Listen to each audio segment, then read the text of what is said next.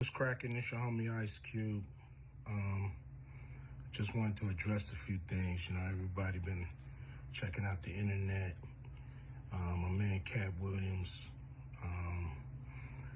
First of all, I just want to say, we shot that movie over 20 years ago. So, people have different perspectives, and it's been a long time. I also want to say, every comedian that I've worked with, every comedian that I've put in a movie, I only put them in the movie because I thought they was funny. I thought they was perfect for the part. I tried to put them in a position to win. That's what it's all about, I look at from, Chris Tucker and Bernie Mac and Mike Epps, Katt Williams, Ricky Smiley, Michael Blackson, Cedric,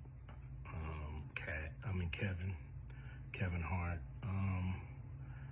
All these guys I know are funny as hell. I didn't discover them. They were doing their stand-up or doing their thing, and I knew that they were great and that they could act, and that if I have an opportunity, I was going to give them an opportunity.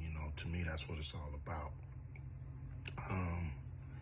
As far as specific things, Katt was 100 on a few things. Most of what he was saying, a couple things, I just want to clarify.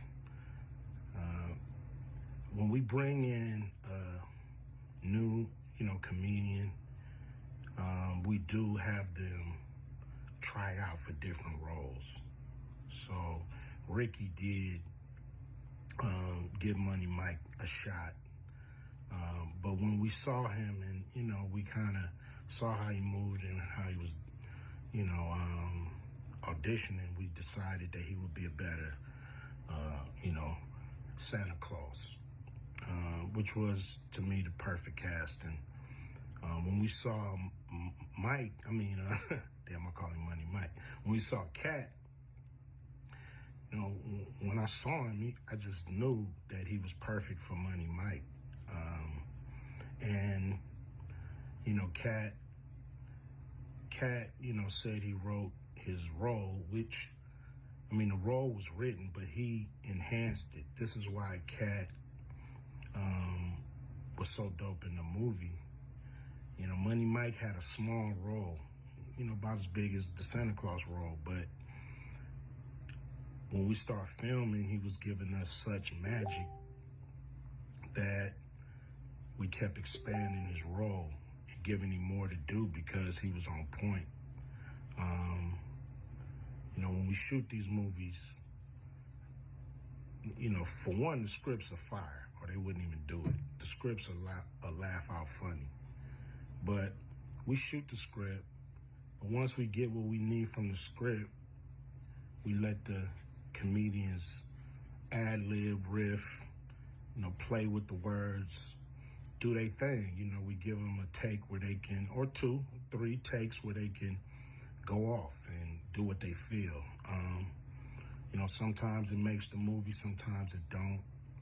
When somebody gives you jewels, you want to try to make sure that makes the movie. So in the movie, there's the second thing I want to clear up. I would never shoot a rape scene in a movie, especially like Friday, where you actually see this happening on camera. That ain't my style. If you check out any of my movies, they not raunchy. We did a movie called Players Club where the subject matter was a little raunchy, but for the most part, even that, we left it to your imagination. So the only reason that kind of stuff was in the movie is because you have 3 villains in Friday After Next.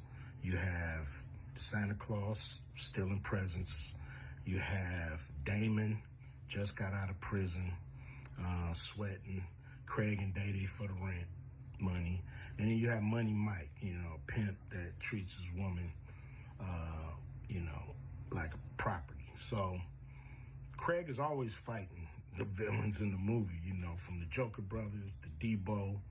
And so we already had Craig fighting Santa Claus. And the only real way to get rid of the other two villains was to have them go against each other. And the plier joke was always in the script, it was never, we would never ever show that, that's not my style if you look at any of my movies. So, that was never a discussion, we, at that point in everybody's career, we would listen to a certain extent, but we wasn't gonna change the movie for any actor. We do what we feel, and if it was a rape scene, it would have been in the movie. There was no reason not to shoot it. But that's not my style. I don't even like that kind of shit in movies, on camera. And so, that was, to me, a little discrepancy there. Katt, he wrote a lot of his part because, like I said, he was giving us jewels, so we were keeping the camera rolling. He was coming off the dome. He was coming prepared every day to steal the show. That was his mission. And, that's what he did, with the movie. And it launched his career, And I'm proud of the movie. I'm proud of all the guys who've, come through, Acute Vision Production and went on to do bigger and better things. And look, a lot of people are talking about pay and how much they was paid on these movies that were extremely low budget. Most of these guys work a couple of days, and when you're doing a movie, there's over 100 people working on the movie that need to get paid. Most of them got to get paid every day. And there's pre-production and post-production. Even after you finish with the actors, you got to pay editors and sound people. And my movies are all about quality, so most of the money go up on the screen. I'm not giving you no bullshit. I'm not giving you no low budget, shit you can laugh at because it's so cheap. So, we try to put all the money on the screen. And so any actor that's mad at what they got paid, just look at what you was doing. Look at where your career was at the time. Take a look at where it is now. And Friday has something to do with that, I believe. And I put a lot of people in movies, but they ain't never put me in a movie. So you could take that for what it's worth, you know what I'm saying? I've given a lot of these guys opportunities. And I still act, so I'm waiting for a call. I ain't got to produce everything or write everything. I got love for all the comedians that I've worked with. Got, much love for Katt. He spoke up for me a lot. And I just wanted to be clear and clarify some things. And shit, man. I hope y'all have a good 2024. Yeah.